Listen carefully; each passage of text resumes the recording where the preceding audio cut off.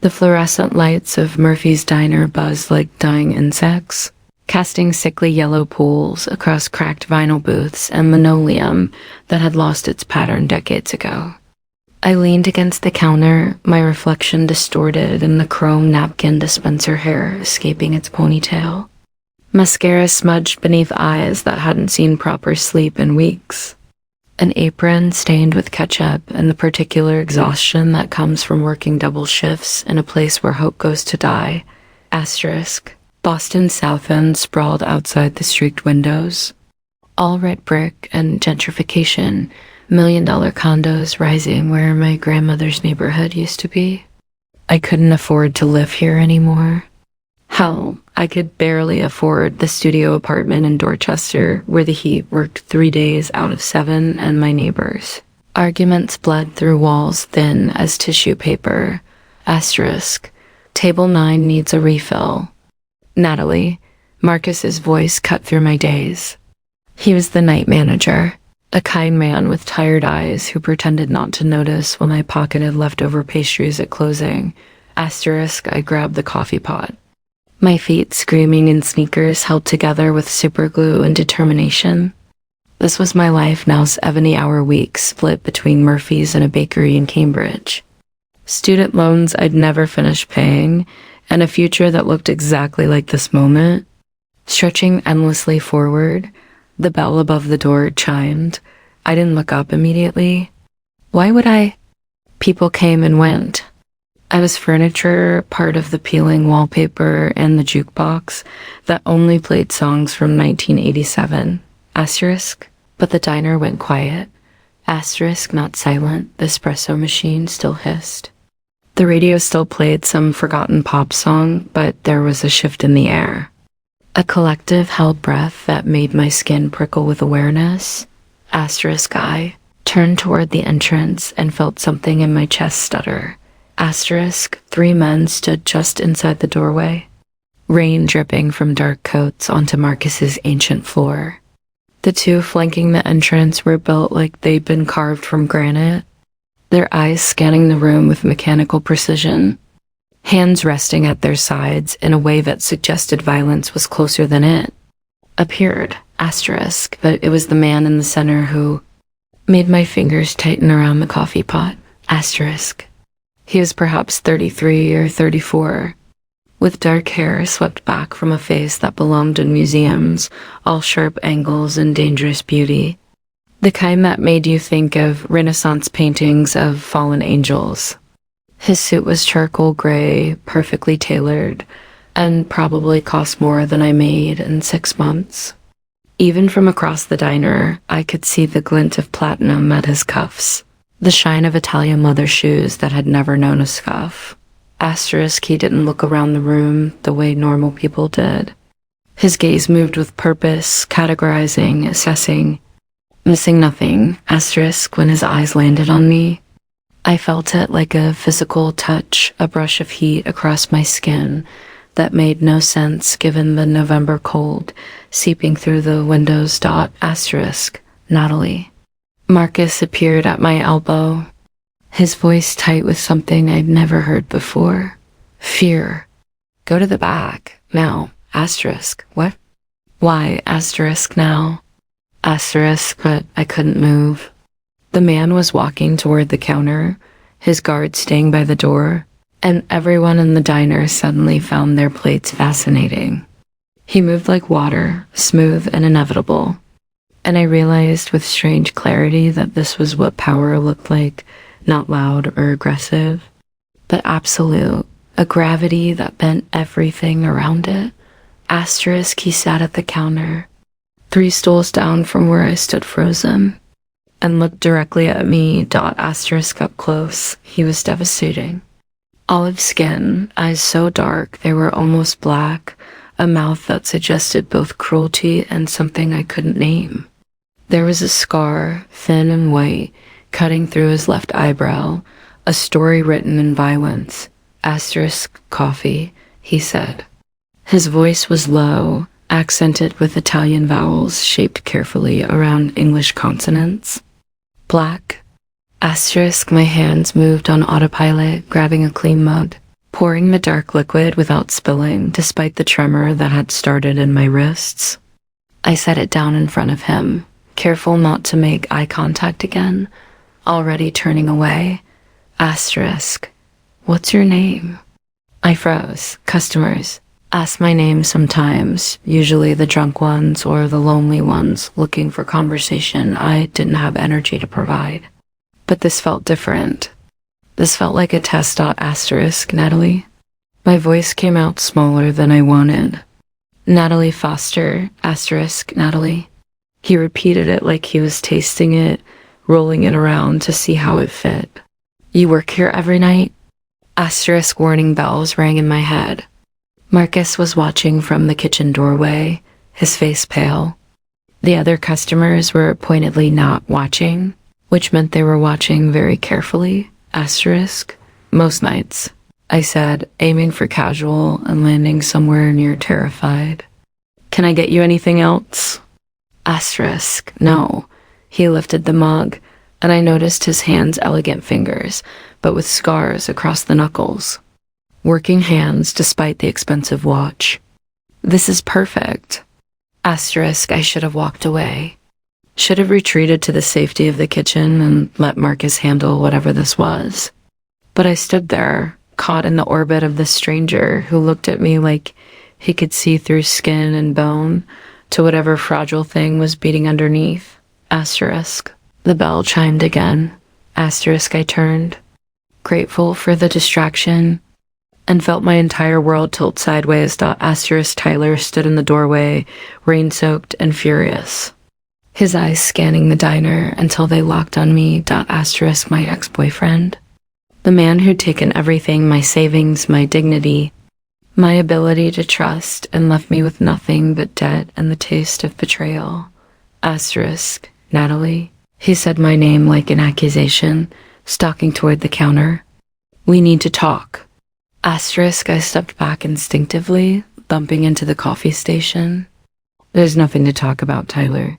You need to leave. Asterisk. Leave? He laughed, harsh and ugly. You owe me, remember? That money you borrowed from my account? Asterisk. You stole from me first. The words burst out before I could stop them, hot and jagged. You took everything I had and disappeared for 8 months. Asterisk. Because you were suffocating me. His hand shot out, grabbing my wrist hard enough to hurt. Always needing, always asking for more. Do you know how exhausting that was? How pathetic you were, crying every time I wanted space? Asterisk. The diner was silent now. Truly silent. And I could feel everyone watching my humiliation play out in real time. Tears burned behind my eyes, but I refused to let them fall. Not here. Not in front of him. Asterisk. Let go. I whispered. Not until you. Tyler's words cut off abruptly. Asterisk. The man from the counter, the one with the expensive suit and dangerous eyes, was standing now. And though he hadn't moved closer, the temperature in the room seemed to have dropped 10 degrees. Asterisk. She told you to let go. His voice was quiet, conversational almost, but there was something underneath it that raised every hair on my body. I suggest you listen. Asterisk. Tyler's grip loosened slightly, confusion crossing his face as he looked between us. Who the hell are you? Asterisk. The stranger smiled. It was the most terrifying expression I'd ever seen, all teeth and no warmth.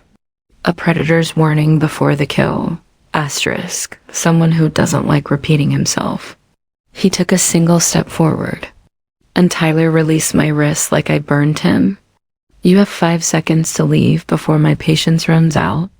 I'm told I'm unpleasant when that happens. Asterisk. The 2 guards by the door straightened, hands moving to their jackets. Asterisk. Tyler paled, finally understanding that he'd walked into something far beyond his comprehension. Asterisk. This isn't over. Natalie, he spat, but he was already backing toward the exit. You think hiding behind your new boyfriend makes you special? You're nothing. You've always been nothing. Who would even choose you? Who would ever marry someone like you? Asterisk, the words hit like physical blows. Each one a confirmation of every fear I'd carried since he left, that I was unlovable, disposable, worth exactly as much as the grease stains on my apron and the calluses on my hands. Asterisk, the door slammed behind Tyler. The bell's cheerful jingle obscenely out of place. Asterisk, I stood there, wrists throbbing where he'd grabbed me, chest tight with humiliation and rage, and something that felt dangerously close to breaking. Asterisk, Natalie. The stranger's voice was soft now, and when I finally looked up, his expression had shifted into something I couldn't read. Are you all right? Asterisk, I wanted to lie, wanted to smile and say I was fine and return to my invisible existence serving coffee and collecting tips. But the words wouldn't come. My throat was too tight, my vision blurring with tears I'd held back too long. Asterisk, I gestured vaguely toward the back. Excuse me. Asterisk, I fled to the storage room, pushing past Marcus, letting the door swing shut behind me. The space was cramped and smelled like bleach and old grease, but it was private. I leaned against the metal shelving, pressing my palms to my eyes, trying to breathe through the panic clawing at my ribs. Who would ever marry you?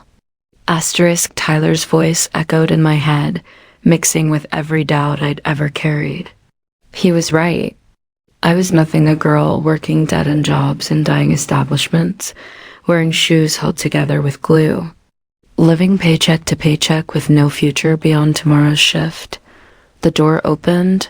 I didn't look up, assuming it was Marcus coming to check on me. Maybe tell me to take 5 minutes before returning to face the stares and whispers. Asterisk, Natalie. My head snapped up. The stranger stood in the doorway, somehow making the cramped space feel even smaller. His guards were visible behind him, blocking the view from the diner, creating a pocket of privacy that felt more dangerous than comforting. Asterisk, you shouldn't be back here, I managed, wiping up my face with the back of my hand. Employees only. Asterisk, he stepped inside, closing the door behind him. We were alone now, surrounded by industrial cleaners and restaurant supplies. And I should have been terrified, but there was something in his eyes, not pity exactly, but a kind of recognition that made my breath catch. Asterisk, that man, he said carefully. He hurt you. It wasn't a question, but I nodded anyway. How long? Asterisk, we broke up 8 months ago. It doesn't matter. I straightened, trying to find some shred of dignity. Thank you for helping, but I'm fine. You should go back to your coffee. Asterisk, he studied me in silence, and I felt exposed in a way that had nothing to do with the tears still wet on my cheeks, like he was cataloging every bruise, every scar, every piece of damage I'd tried so hard to hide. Asterisk, you're not wearing a ring. He said finally. Asterisk, the observation was so unexpected that I blinked. What? Asterisk, your left hand? No ring, no tan line, no indentation. You're not married. Asterisk, he crept up my neck. That's kind of a personal observation. Asterisk, I noticed things. He moved closer, and I caught his scent-expensive cologne with undertones of cedar and something darker, like gunpowder or smoke. Details matter in my line of work. Asterisk, and what work is that? Asterisk, his mouth curved slightly. Import-export. Asterisk, the lie was so obvious it was almost funny. Men in import-export didn't travel with armed guards or make entire diners go silent with their presence. But I didn't challenge it. Whatever he really was, it was none of my business. Well, thank you again for the help, Mr. Luca. He offered his hand, and after a moment's hesitation, I took it. His palm was warm, calloused in unexpected places, and the contact sent electricity racing up my arm. Luca Moretti, asterisk, Natalie Foster. The name felt small in comparison, ordinary and forgettable. Asterisk, Natalie Foster, he repeated, still holding my hand. I want to make you an offer. Asterisk, everything in me went still. I'm not interested in whatever you're selling. Asterisk, not selling. Offering. His thumb brushed across my knuckles, a touch so light I might have imagined it. You need help. I can provide it. I don't need your ex-boyfriend will be back. His eyes darkened. Men like that always come back, especially when they think they have power over you. And next time I might not be here. Asterisk, the truth of it settled over me like ice water. Tyler would return. He'd made that clear. And I had no way to stop him, no resources to fight back with, nothing but my own exhausted defiance. Asterisk, what kind of help? I heard myself ask. Asterisk, Lucas smiled, and this time there was genuine warmth in it, though it didn't quite reach his eyes. The kind that ensures no one ever hurts you again. But first, we need to make sure he believes you're protected. That you belong to someone he can't touch. Asterisk, belong to. Understanding crashed over me. You're insane. Asterisk, practical.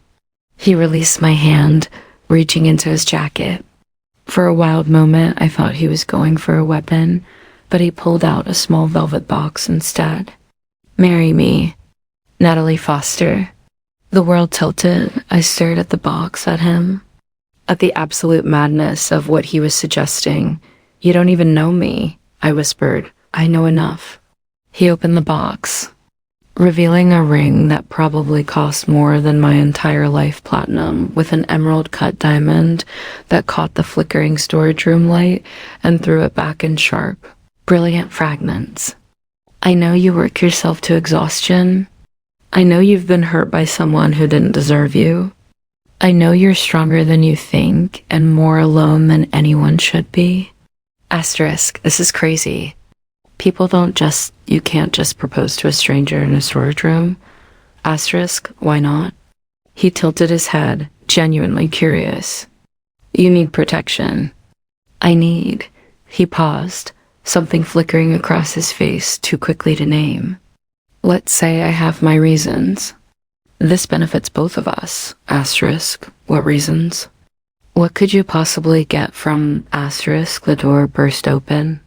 Marcus stood there, eyes wide, and behind him I could see customers craning their necks to see into the back room. Asterisk, Natalie. Honey is everything. He stopped, gaze dropping to the ring box in Luca's hand. Oh, asterisk, we're fine, Marcus. I tried to smile, to project normalcy in a situation that had left normal behind miles ago. Just talking, asterisk, Marcus's eyes narrowed suspiciously at Luca. You need me to call someone? Asterisk, no, it's okay, really. Asterisk, he didn't look convinced, but he slowly backed out, leaving the door cracked open, a compromise between giving me space and making sure I wasn't in danger. Asterisk, I turned back to Luca, who was watching me with that same unreadable expression. Asterisk, you need to leave. It's too much. I can't, asterisk, think about it. He interrupted gently. You don't have to decide right now. But know this, if you say yes, no one will ever make you feel small again.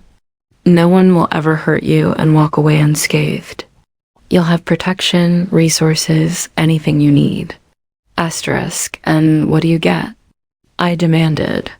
Nobody makes an offer like this without wanting something in return. Asterisk, his smile turned sharp. Clever girl. You're right. I do want something. But that's a conversation for after you've had time to think. He moved past me toward the door, and I caught his arm without thinking. Asterisk, wait, why me? There are thousands of women in this city.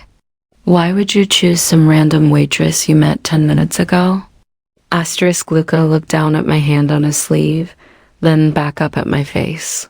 For just a moment, I saw something raw in his expression, hunger, longing, something that looked almost like recognition, asterisk, because, he said softly, when I walked in tonight, you were the only real thing in this entire city. Everything else is just shadows and lies. But you, his hand covered mine, warm and possessive, your flesh and blood and fire trying not to burn out. And I've been cold for a very long time, Natalie. Asterisk, he pulled away gently, leaving me standing there with my heart hammering against my ribs and my mind spinning. Asterisk at the door. He paused, looking back over his shoulder. Asterisk, 48 hours. Think carefully, because once you put on that ring, you're mine. And I protect what's mine with everything I have. Asterisk, then he was gone, his guards falling into step behind him, leaving only the faint scent of cedar and the memory of dark eyes that had seen too much. Asterisk, I stood in the storage room, surrounded by industrial cleaners and the mundane reality of my life, holding a business card I didn't remember him giving me. Asterisk, the Fairmont Copley Plaza was embossed in gold letters, with a suite number written on the back in sharp. Precise handwriting. Presidential Suite. Asterisk Marcus appeared in the doorway, arms crossed. Girl, you better tell me what the hell just happened. Asterisk, but I couldn't because I didn't know. Asterisk, all I knew was that Tyler's words still echoed in my head. Who would ever marry you? And somewhere in this city, a dangerous man with kind eyes had just offered me an answer I had no idea how to accept. I didn't sleep that night. Asterisk, every time I closed my eyes, I saw the ring, that impossible diamond catching light. It shouldn't have been able to find in a storage room that smelled like bleach and broken dreams. Every time I tried to push the memory away, I felt Luca's hand covering mine, warm and certain. Like he'd already made a decision I was still struggling to understand. Asterisk, the business card sat on my nightstand, gold letters gleaming in the pre-dawn darkness. I picked it up 17 times, put it down 18. My phone was next to it, screen dark, daring me to make a call I had no business making. Asterisk, marry me. Natalie Foster. Asterisk, the words should have sounded absurd in the harsh light of morning. They should have dissolved into the kind of fever dream you laugh about later, embarrassed you ever took seriously. But they didn't. They sat in my chest like a stone, heavy and real and terrifyingly solid. Asterisk, I dragged myself out of bed at 5:30, my body protesting every movement. The bruises on my wrist had darkened overnight 5 distinct marks where Tyler's fingers had dug in. I stared at them while I brushed my teeth, watching the purple-green shadows bloom across my skin like poisonous flowers. Asterisk, you're nothing. You've always been nothing. Asterisk, my phone buzzed. A text from the bakery. Can you cover Jenny's shift today? 6 a.m. to 2 p.m. Asterisk, I typed back yes before I could think about it, because thinking led to remembering, and remembering led to that storage room and those dark eyes and a question I couldn't answer. Asterisk, the Cambridge bakery was warm and smelled like butter and rising dough. The complete opposite of Murphy's fluorescent despair. I lost myself in the rhythm of kneading, shaping, the mindless repetition that kept my thoughts from spiraling. Asterisk, you okay, Nat? Sophie, the owner, appeared at my elbow around noon. She was in her 60s, with flour permanently dusted in her gray hair, and the kind of maternal concern that made my throat tight. You seem somewhere else today. Asterisk, just tired. I shaped another baguette with hands that moved on muscle memory alone. Double shift last night. Asterisk, you work too much. She squeezed my shoulder gently. When's the last time you did something for yourself? Went on a date? Had fun? Asterisk, I thought about Luca Moretti in his $1,000 suit, offering me protection and promises in equal measure. It's been a while. Asterisk, you're 26, honey. You should be living, not just surviving. But surviving was all I knew how to do anymore. I left the bakery at 2:15, stepping out into November cold that cut through my jacket like it wasn't there.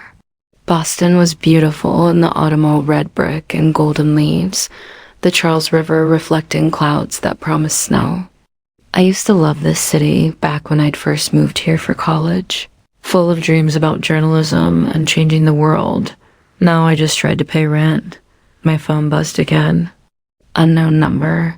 I almost didn't answer, but something made me swipe to accept. Hello. Asterisk, Natalie. Luca's voice was warm and dark, like whiskey in the middle of winter. Have you thought about my offer? Asterisk, my heart kicked against my ribs. How did you get my number? Asterisk, I told you. I noticed details. There was a smile in his voice. Are you working tonight? Asterisk, a yes. Murphy's, 7 to close. Asterisk, call in sick. I can't just, yes, you can. Tell them you have the flu. Tell them anything. I'm sending a car to your apartment at 5. Asterisk, panic and something dangerously close to excitement warred in my chest. You don't know where I live. Asterisk, 42 Melville Avenue, apartment 3B, the building with the broken intercom and the landlord who never fixes anything. Asterisk, I stopped walking. Around me, Cambridge bustled with students and professionals, normal people living normal lives. Are you having me followed? Asterisk, I am being thorough. His tone didn't change, casual and confident. If you're going to be my wife, I need to know you're safe. That building isn't safe, Natalie. The locks are a joke, and your neighbors include 2 registered drug offenders and a man with 3 restraining orders against him. Asterisk, how do you... I cut myself off because, of course, he knew. Whatever Luca Moretti was, he had resources I couldn't begin to imagine. This is insane. I can't just get in a car with Asterisk, you can. You will. Because you're curious, and because you're smart enough to know that your current situation isn't sustainable. He paused. And because when Tyler shows up again, and he will, you'll wish you'd said yes. Asterisk, the truth of it made my stomach twist. What do you want from me? Asterisk, everything, he said simply. And I'll give you everything in return. 5 o'clock, Natalie. Don't make me wait. He hung up before I could respond. I stood on the sidewalk, phone clutched in my hand, watching my breath cloud in the cold air. Every logical part of my brain screamed that this was crazy, dangerous. The kind of decision that ended with your face on the news and your family being interviewed about warning signs. They've missed, asterisk, but another part apart. I'd tried so hard to silence these past 8 months, whispered what if. Asterisk, what if this was the universe offering me a way out? What if saying yes meant never being powerless again? What if Luca Moretti, with his dangerous eyes and impossible promises, was exactly the kind of wrong decision that turned out to be right? Asterisk, I called Marcus. Told him I had the flu. He didn't believe me, I could hear it in his voice, but he let me off anyway. Asterisk. Then I went home and stared at my closet. Asterisk, everything I owned was tired. Worn, the wardrobe of someone who'd stopped caring about appearances because no one was looking anyway. I settled on my best jeans, only one patch on the knee, and a black sweater that didn't have any visible stains. It would have to be enough. Asterisk, at 4:45, I stood at my window watching the street below. My neighborhood was rough, the kind of place where you walked fast and kept your head down. Luca was right about the locks, about the neighbors, about all of it. At exactly 5 o'clock, a black Mercedes pulled up to the curb. My heart hammered so hard I felt dizzy. This was the moment where I either walked away from safety and sanity, or stepped into something that could destroy me. I grabbed my jacket and left before I could change my mind. Asterisk, the driver was one of the guards from last night, the one with the scar above his eye. He opened the door without a word, his expression professionally blank. The interior was leather and luxury, warm despite the cold outside. Asterisk, where are we going? I asked as he pulled away from the curb. Asterisk, Mr. Moretti is waiting for you at Menton. Asterisk, Menton, the restaurant in Fort Point where you needed a reservation months in advance and a credit card that didn't flinch at. $300 entrees. I'd walked past it once, pressed my nose to the window like a kid at a candy store. Knowing I'd never afford to eat there, I'm not dressed for, you're fine. The driver's eyes met mine in the rearview mirror. Mr. Moretti doesn't care about clothes. He cares about punctuality. 20 minutes later, we pulled up to the restaurant's discreet entrance. The driver opened my door, and before I could step out, Luca appeared. He wore a navy suit tonight, perfectly tailored, with a white shirt open at the collar. Without the intimidating guards flanking him, he looked younger, more human, though no less dangerous. Natalie. He offered his hand, and I took it, letting him help me out of the car. You came. You didn't really give me a choice. You always have a choice. His thumb brushed across my knuckles, the same touch as last night, and I felt heat bloom in my chest. You could have stayed home.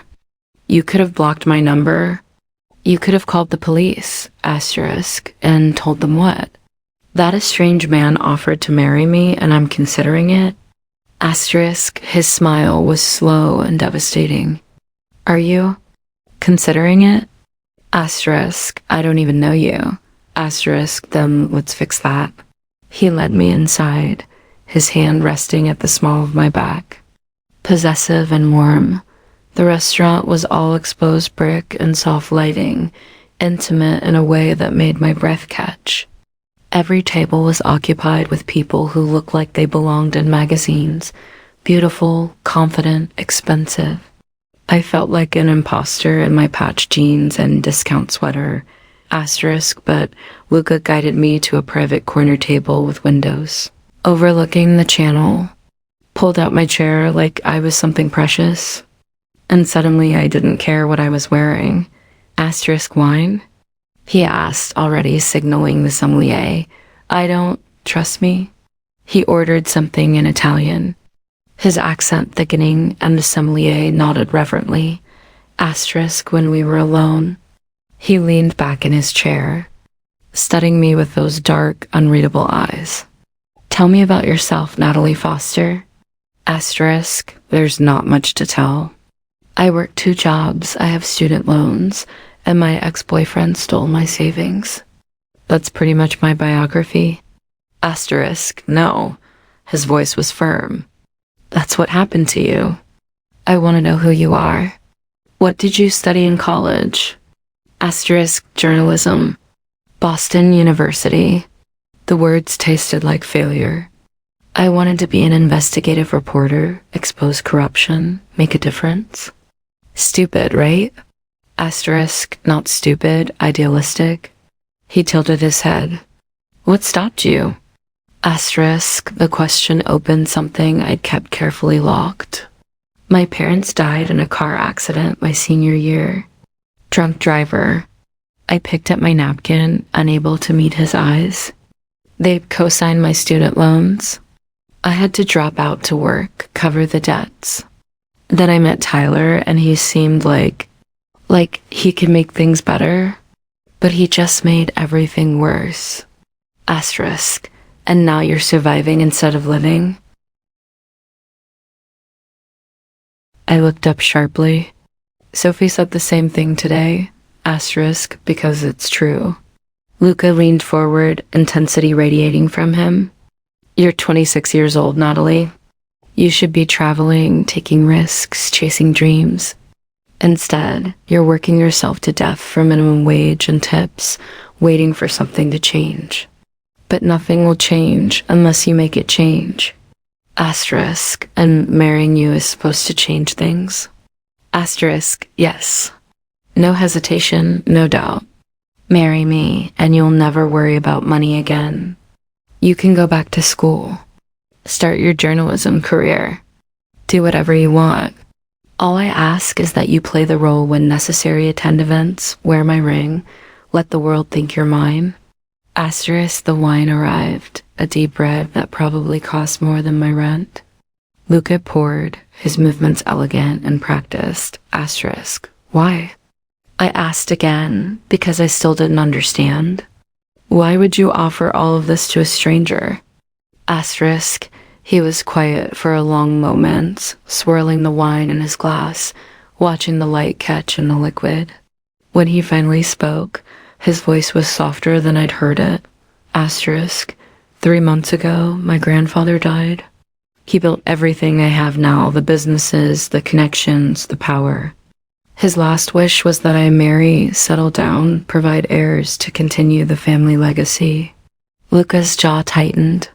But the women in my world, they want the name, the money, the status. They don't see me. They see what I can give them. Asterisk, and you think I'm different? Asterisk, I know you are. His eyes met mine, and the intensity there made my breath catch. You asked why you. The truth? When I walked into that diner last night, I was going to choose someone random. Make it transactional, cold, simple. But then I saw you, exhausted and proud, wearing shoes held together with glue, refusing to let that bastard see you break. And I thought that's someone real. Asterisk, my throat was tight. That's not a reason to get married. Asterisk, no, he agreed. But it's a start. I need a wife to satisfy my grandfather's will, to legitimize my businesses, to show the families that I'm building something lasting. You need protection, resources, a way out of the trap your life has become. We can help each other, Natalie. No love, no complications, just mutual benefit. No love. The words should have been a relief. Instead, they felt like a door closing on something I hadn't realized I wanted. Asterisk, and after, I heard myself ask, what happens when you don't need a wife anymore? Asterisk, then we divorce. Quietly, amicably. You keep whatever assets we've accumulated, and we both move on. He studied me over the rim of his glass. But I don't think it will come to that. Asterisk, why not? Asterisk, his smile was dangerous. Because I take care of what's mine, Natalie. And once you're mine, I don't let go easily. Asterisk, the waiter appeared, and Luca ordered for both of us dishes I couldn't pronounce. Descriptions that sounded like poetry. When we were alone again, he reached into his jacket and pulled out the velvet box from last night. Asterisk, I want you to try it on, he said, opening it to reveal that stunning diamond. See how it feels. Asterisk, my hands trembled as I reached for it, but Luca stopped me, taking the ring himself. He came around the table, kneeling beside my chair, and I was suddenly intensely aware of everyone in the restaurant watching us. Luca, humor me. He took my left hand gently, his thumb tracing over the bruises Tyler had left. His expression darkened. He did this? I nodded, not trusting my voice. It won't happen again. He slid the ring onto my finger, and it fit perfectly, the weight of it both strange and natural. Never again, Natalie. I promise you that. Asterisk, I stared at the ring, at the way it caught the light, at my hand in his scarred knuckles and callous palms holding fingers that smelled like bread and dishwater. Asterisk, what happens now? I whispered. Asterisk, now we eat dinner. We talk. We get to know each other. He stood, pressing a kiss to my knuckles that sent heat racing up my arm. And at the end of the night, you tell me yes or no. But I should warn you, his smile turned predatory. I'm very persuasive. Dinner was surreal. Luca ordered dish after dish, butter poached lobster, handmade pasta with black truffles, duck confit that melted on my tongue like a prayer. Each course was a revelation, and I found myself laughing at something he said, the sound surprising us both. Asterisk, you should do that more, he said, refilling my wine glass. Laugh, it suits you. Asterisk, I haven't had much to laugh about lately. Asterisk, then I'll have to change that. He leaned back, studying me with those dark eyes. Tell me something you've always wanted to do. Something you gave up on. Asterisk, I thought about it, the wine making me bold. I wanted to travel.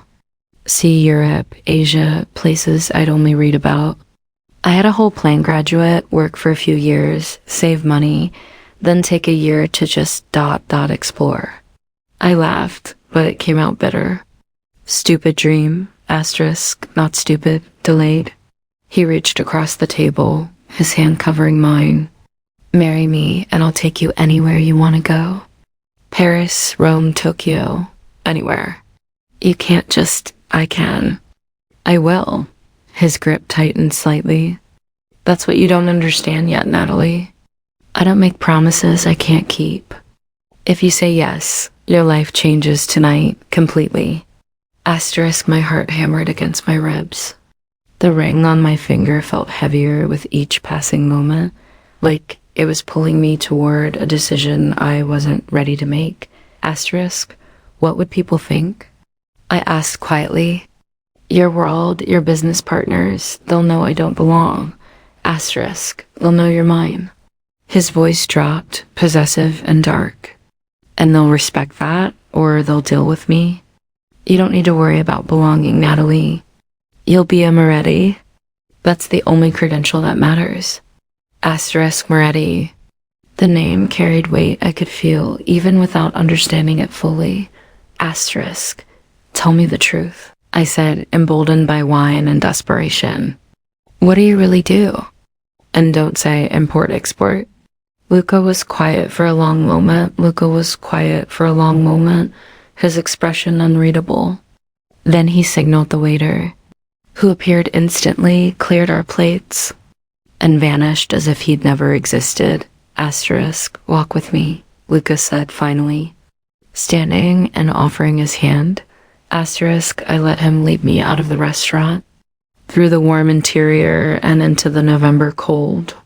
The waterfront stretched before us, Boston Harbor glittering with reflected lights. The water dark and restless beneath the sky threatening snow. Asterisk, his hand found mine, threading our fingers together, and we walked in silence past the Institute of Contemporary Art, past couples huddled together against the cold, past the ordinary people living ordinary lives. Asterisk, my family came from Sicily 3 generations ago, he said finally, his voice low enough that I had to lean closer to hear. My great-grandfather built a shipping business legitimate, profitable, respectable. But he also understood that power in this country required alternative revenue streams. Asterisk, my stomach tightened. You mean, asterisk, I mean my family has connections that exist outside the law. Gambling, construction, unions, protection. We control significant portions of Boston's infrastructure. He stopped, turning to face me, his expression serious. I won't lie to you, Natalie. My businesses aren't all legal, but they're mine, and I run them with honor. I don't deal in drugs. I don't traffic people.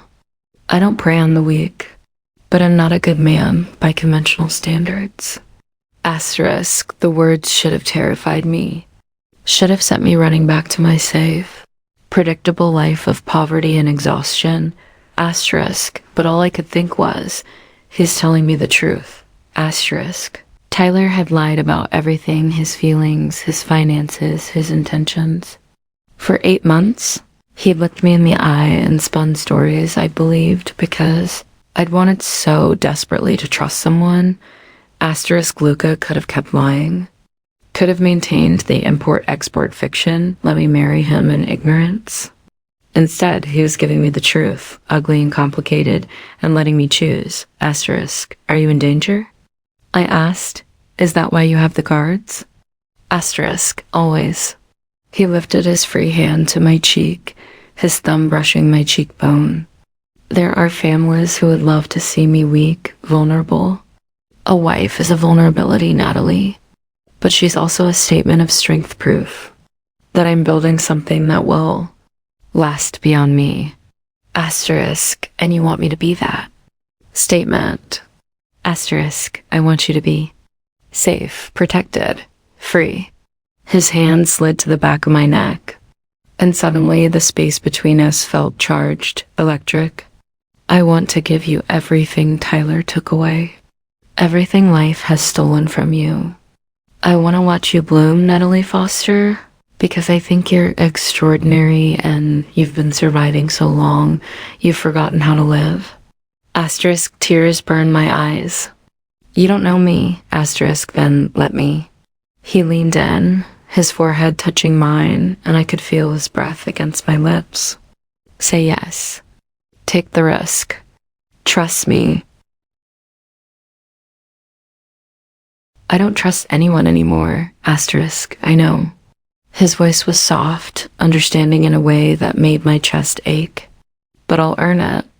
Every day, I'll prove that I'm different, that I keep my promises, that you made the right choice. Asterisk, I pulled back slightly, needing space to think, to breathe. This is insane. People don't just asterisk.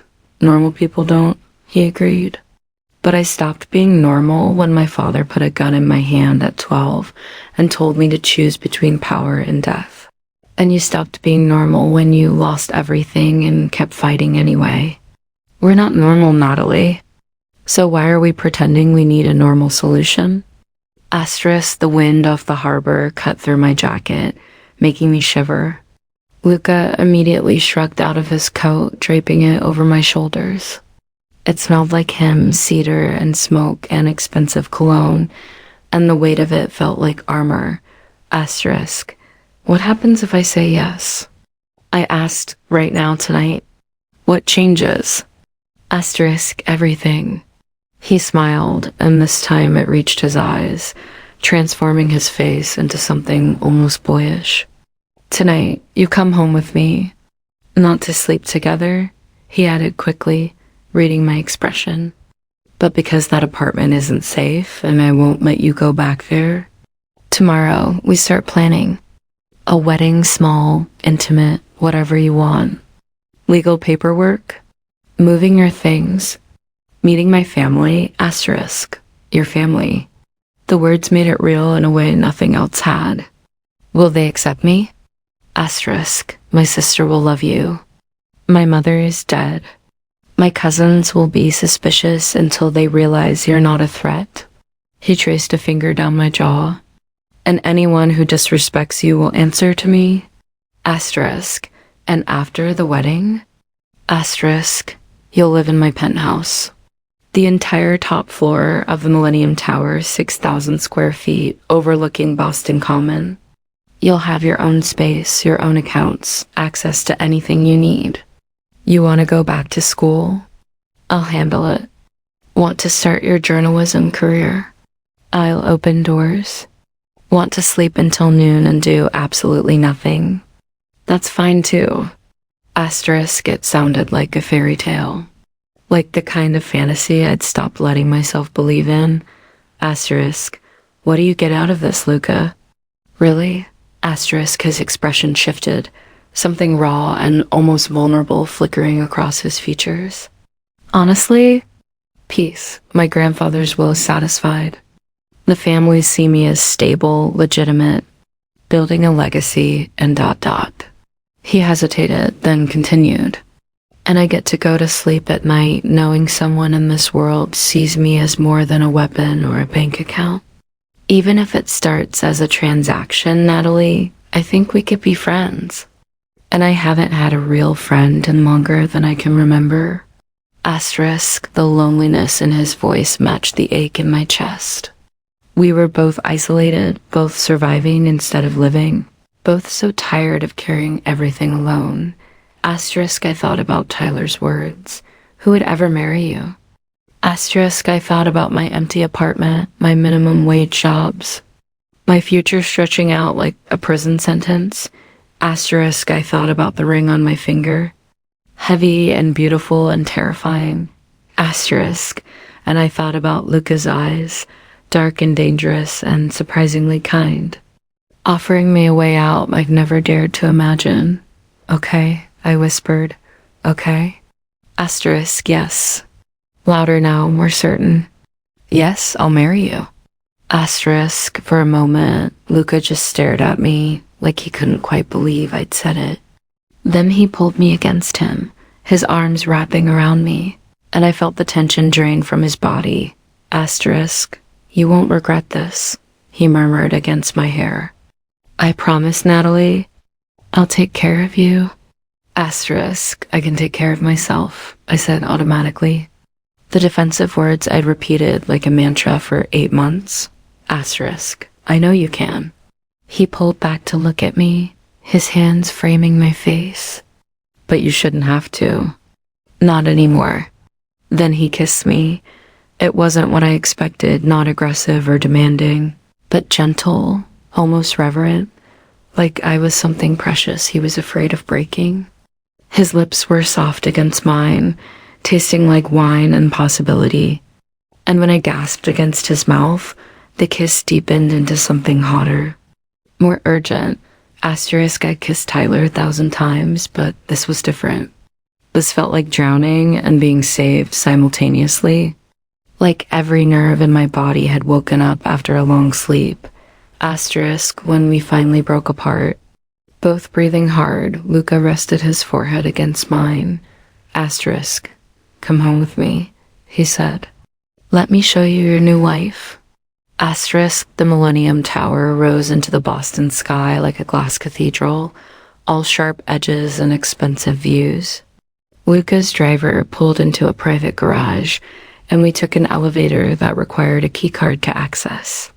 The ride-up was silent, tension thrumming between us, and I couldn't stop staring at the ring on my finger. I'd said yes. I'd agreed to marry a man I'd known. For less than 24 hours. Asterisk, I was either the bravest or the stupidest person alive. Asterisk, the elevator opened directly into the penthouse, and I stepped out into a space that looked like it belonged in architectural magazines. Floor-to-ceiling windows showcased Boston spreading out in all directions, the Common, the harbor, the twinkling lights of Cambridge across the river. The furniture was modern and expensive, all clean lines and neutral colors, but there were personal touches too. Books stacked on tables, a leather jacket thrown over a chair, photographs on the mantle of people I didn't recognize. Asterisk, this is ... I couldn't find words. My entire apartment would fit in a living room with space left over. Asterisk, home. Luca moved past me, shrugging out of his suit jacket, and suddenly he looked more human. Less like a dangerous stranger and more like a man who was tired and lonely and trying to build something real. Your room is down this hall. I had someone stock the closet with clothes in your size. Don't look at me like that. I had to guess. If they don't fit or you hate them, we'll go shopping tomorrow. Asterisk, he led me down a hallway lined with modern art to a bedroom that was bigger than my entire apartment. A king-size bed dominated the space, dressed in white linens that probably cost more than I made in a month. There was an ensuite bathroom with a tub I could swim in, and when I opened the closet, I found it filled with designer clothes, shoes, everything I could possibly need. This is too much, I whispered. It's not enough. Luca stood in the doorway, watching me with an intensity that made my skin warm. You deserve more than this, Natalie. You deserve the world. I'm just giving you a down payment. Asterisk, I turned to face him, suddenly overwhelmed by everything. The penthouse, the clothes, the ring, the kiss that still burned on my lips. I don't know how to be the person you need me to be. Asterisk, you don't have to be anyone but yourself. He crossed the room in 3 strides, taking my hands in his. I don't want you to change, Natalie. I want you to be real in a world full of fake smiles and calculated moves. I want to come home and see you curled up reading or cooking or doing absolutely nothing. I want, he stopped, something vulnerable flickering across his face. I want someone who doesn't want something from me, and you're the only person I've met in years who fits that description. Asterisk, I do want something from you, I said honestly. Safety, security, a way out. Asterisk, that's not the same thing. His hands tightened on mine. You want survival? Everyone else wants power. There's a difference. Asterisk, I didn't know what to say to that.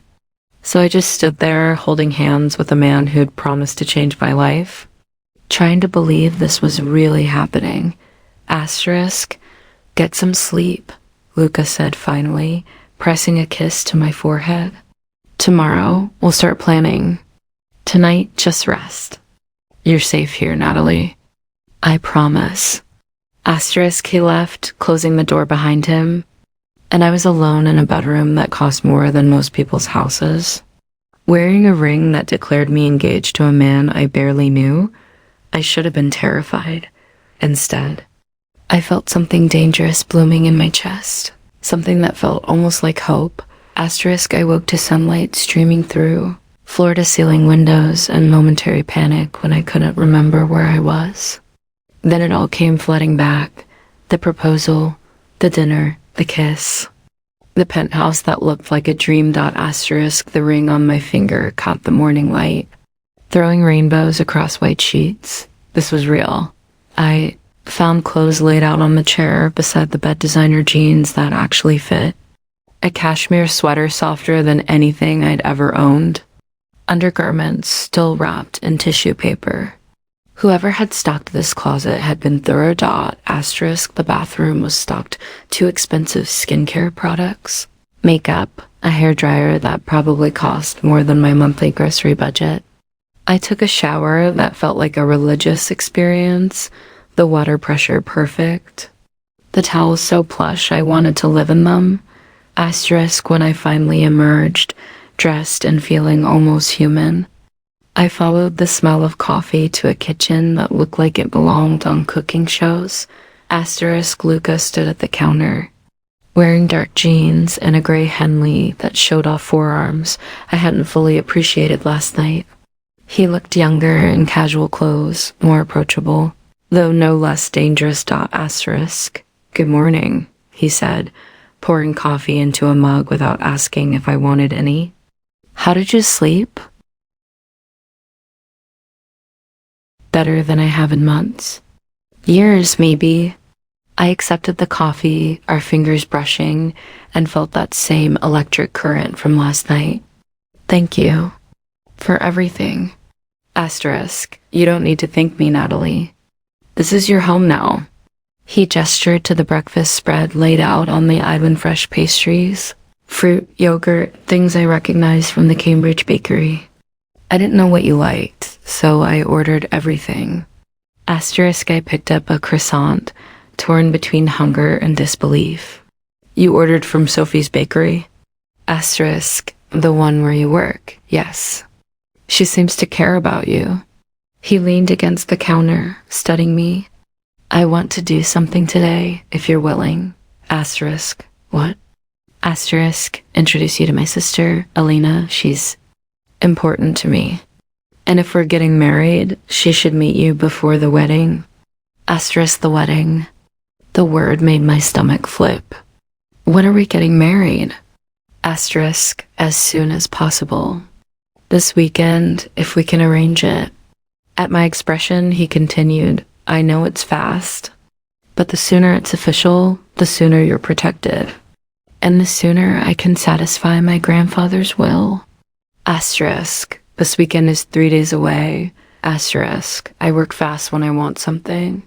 His smile was dangerous. And I want this, Natalie. I want you safe. I want the families to see that I'm building something permanent. And selfishly, I want to come home to someone who isn't afraid of me. I'm a little afraid of you, I admitted. Good. He moved closer, and I caught that cedar and smoke scent again. Fear means you're paying attention, but you're not running, which means you're also brave. I like that combination. Asterisk, before I could respond, his phone rang. He glanced at the screen, his expression shifting into something harder. I need to take this. Elena will be here in an hour. Make yourself comfortable. Everything here is yours now. Asterisk, he disappeared down the hallway, his voice dropping into rapid Italian. And I was left alone in a kitchen that cost more than I'd make in a lifetime. Asterisk, I wandered through the penthouse, mug in hand, trying to reconcile this space with the storage room where Luca had proposed. This was his real-life luxury and power art and expensive furniture. A view that made the entire city look small and manageable. Asterisk. And now it was mine too. Asterisk. The photographs on the mantle caught my attention.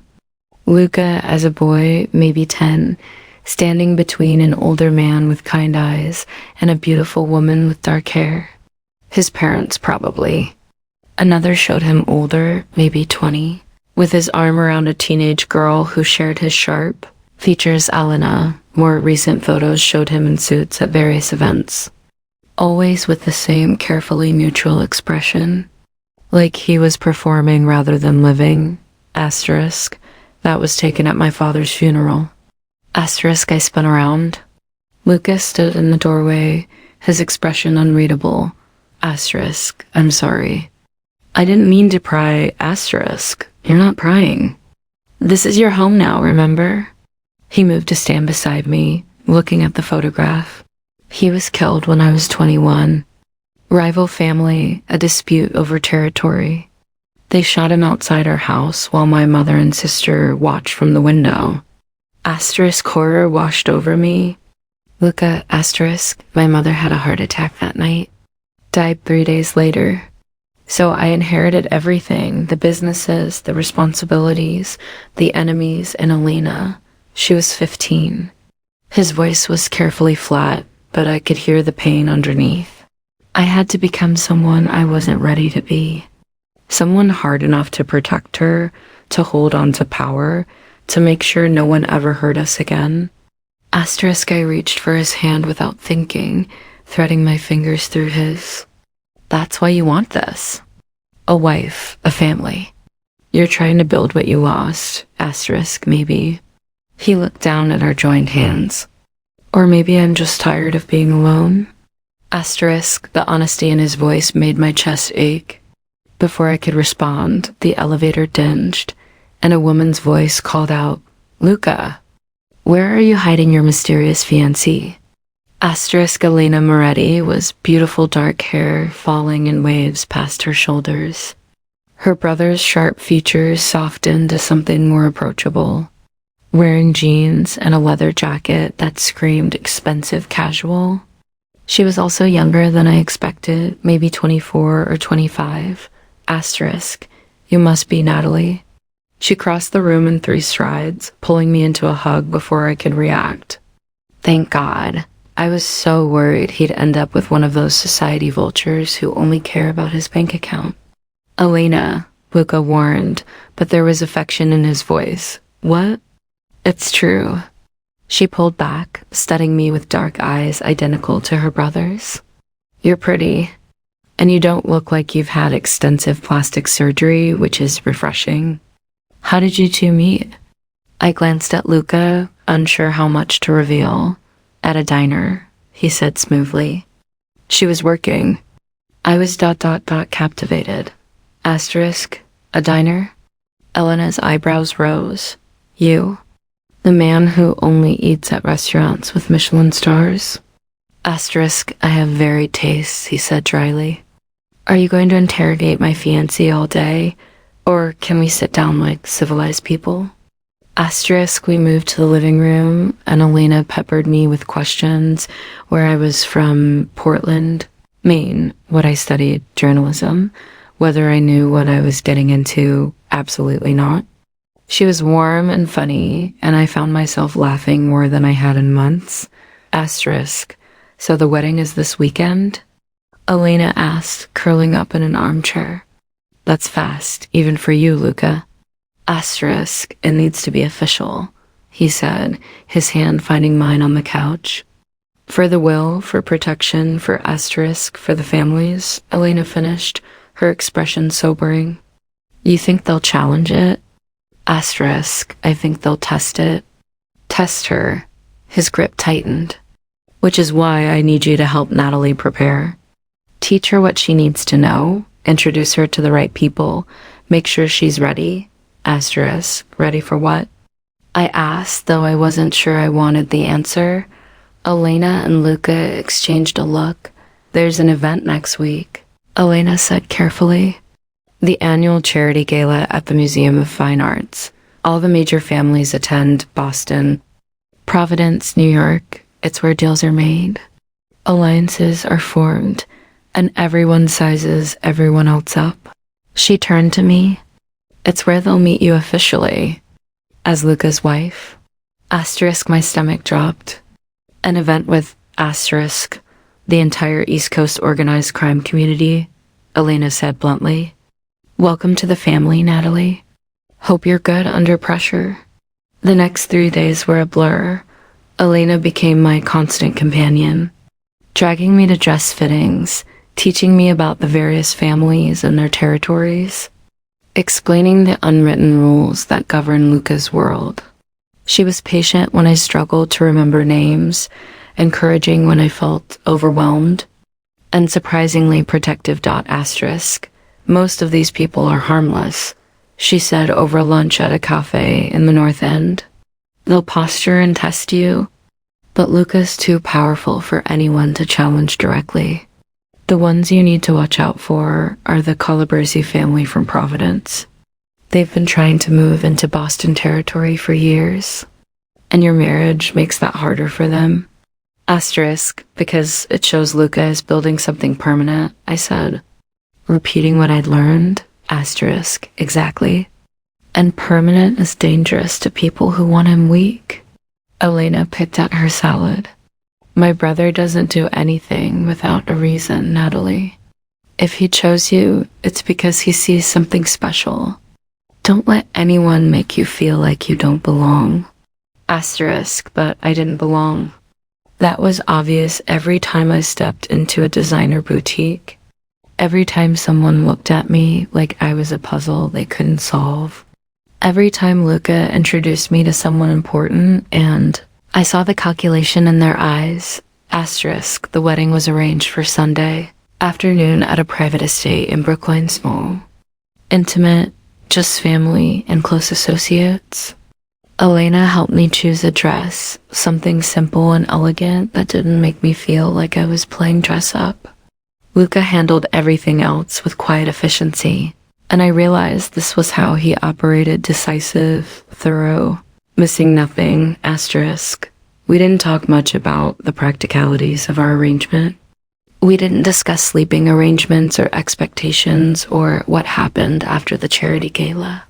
Instead, we fell into an easy routine breakfast together, him disappearing for meetings while Elena and I prepared. Dinners where we talked about everything except the massive life change we were both navigating. Asterisk, but there were moments. His hand on my back as he guided me through a room. The way he looked at me sometimes, like he was memorizing my features. The goodnight kisses on my forehead that left me wanting more.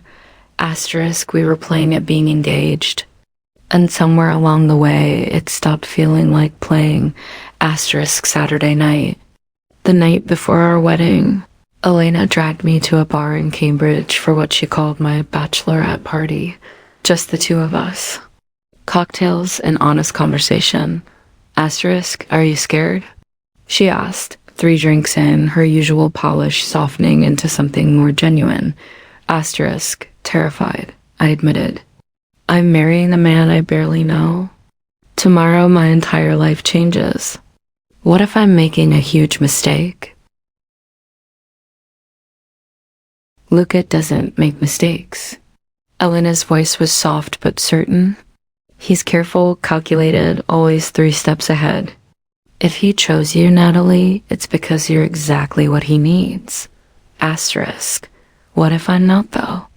What if I can't handle his world, or the danger, or asterisk, then he'll protect you.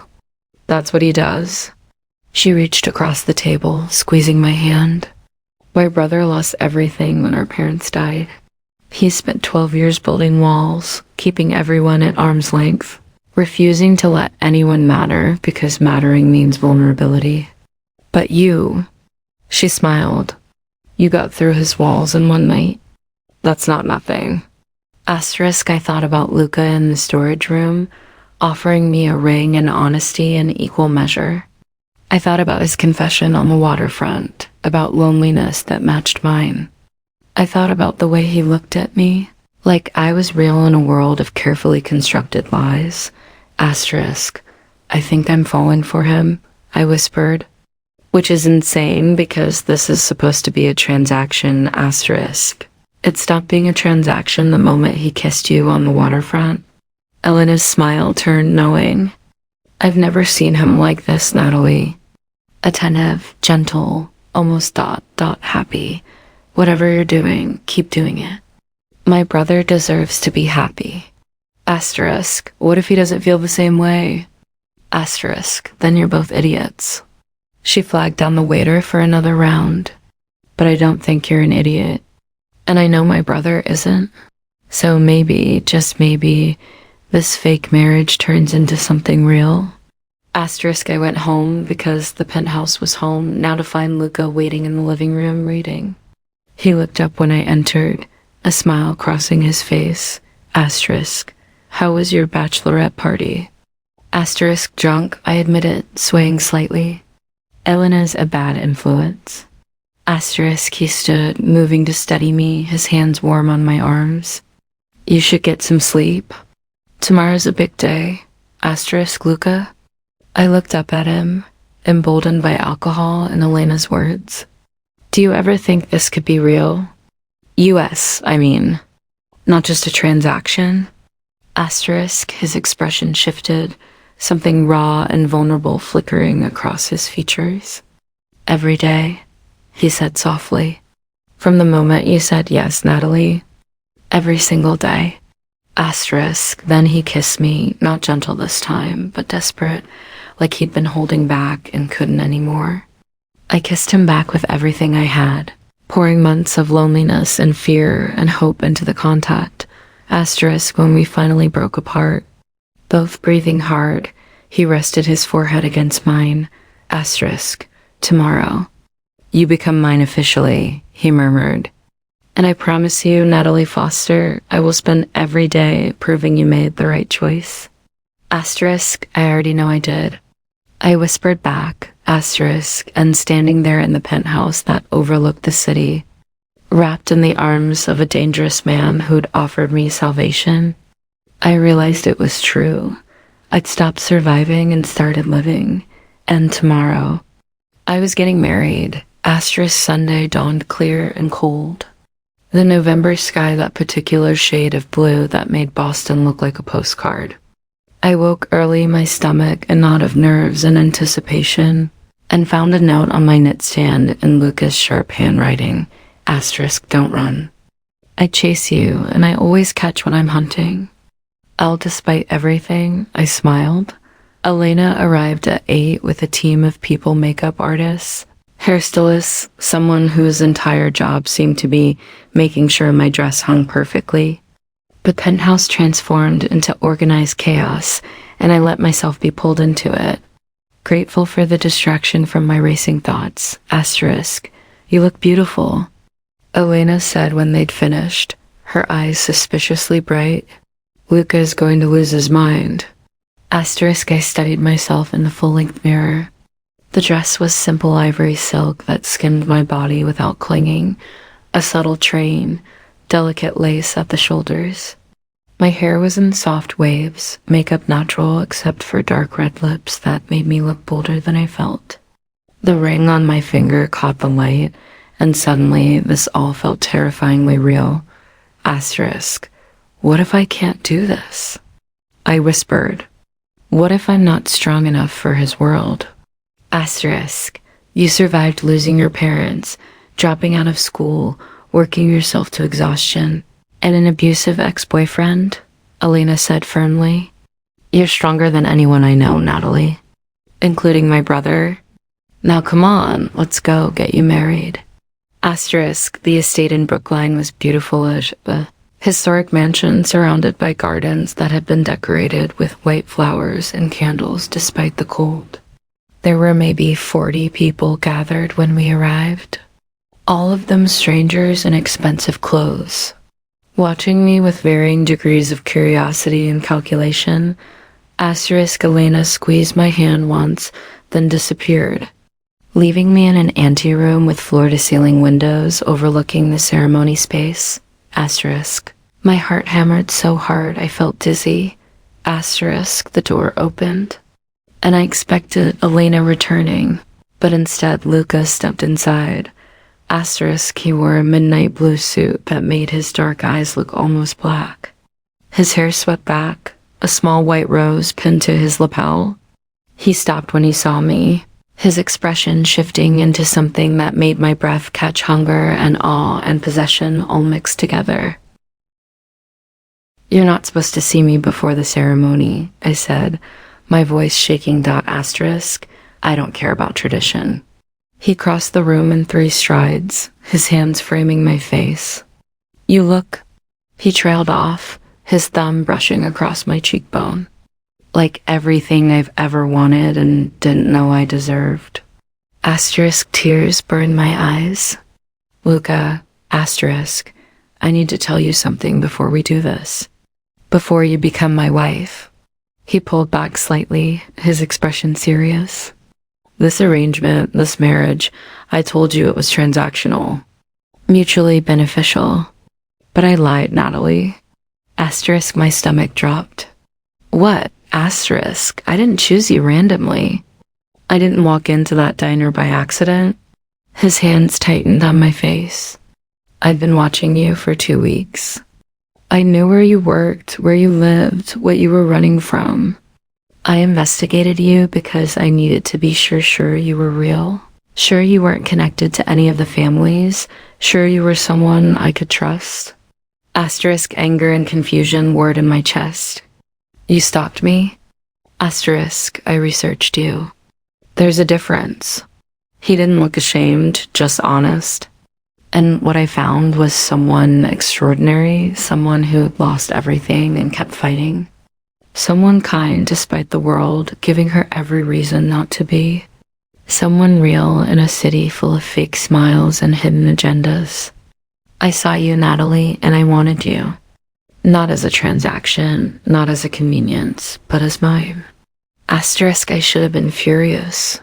Should have demanded he explain why he'd lied, why he'd manipulated me. But all I could focus on was the raw honesty in his voice, the vulnerability in his eyes. Why didn't you tell me? Because you never would have said yes if you knew I'd planned it. You would have thought I was controlling, manipulative. You were controlling and manipulative, I interrupted. Yes. No denial, no excuses. But I'm also honest about who I am, about what I want. And I want you, Natalie Foster, not because you're convenient or because you satisfy a will. I want you because when I'm with you, I remember what it feels like to be human instead of a weapon. Because you make me want to be better than I am. My heart was hammering against my ribs. This is insane, completely. His mouth curved into a smile. But you said yes anyway. And now I need to know, are you still willing to marry me? Knowing I'm darker and more complicated than I pretended. Knowing this stopped being fake the moment I saw you. I stared at him, this dangerous man who'd offered me salvation and honesty in equal measure, who'd investigated me and protected me and looked at me like I was something precious. I should run. Should call this off, return to my safe, predictable life of poverty and exhaustion. But I thought about Tyler's words, who would ever marry you? And Luca's answer standing right in front of me, offering me everything. I'm still wearing the dress, I said finally. So yes, Luca Moretti, I'm still willing to marry you. His smile was devastating. Good, because I wasn't giving you a choice. Then he kissed me, deep and possessive. And I kissed him back with everything I had. Anger and desire and fear and hope all tangled together. When we finally broke apart, he rested his forehead against mine. Let's get married, he murmured. Let's make this official. And then I'm taking you home and showing you exactly how real this is. The ceremony was short and perfect. Luca and I stood beneath an arch of white flowers while the judge recited vows. I barely heard over the pounding of my heart. Elena stood beside me, radiant in emerald green. A man I'd been introduced to as Luca's godfather.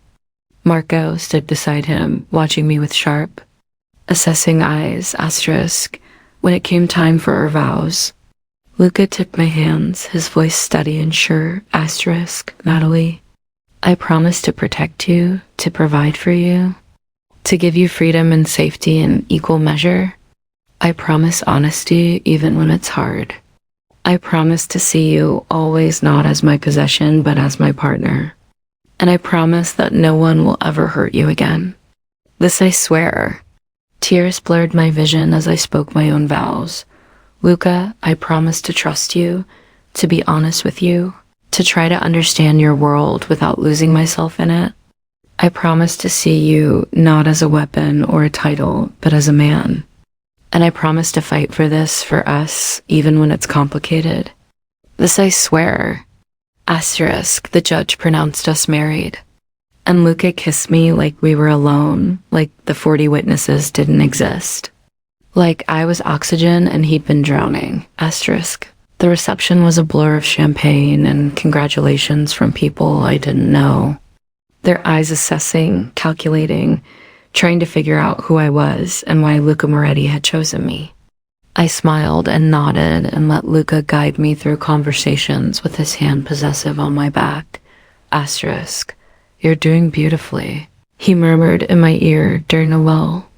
They're all trying to find weakness and they're coming up empty. Asterisk. That's because I have no idea what I'm doing. Asterisk. Then you're a natural actress. He pressed a kiss to my temple. Come on, let's get out of here. I want you to myself. Asterisk. We said our goodbyes. Elena hugging me so hard I couldn't breathe. Marco studying me with eyes that missed nothing before nodding once approval. Maybe, or just acknowledgement. Asterisk. The drive back to the penthouse was quiet. Tension humming between us. Luca's hand found mine in the darkness of the car. His thumb tracing circles on my palm that sent heat racing through my body. Asterisk.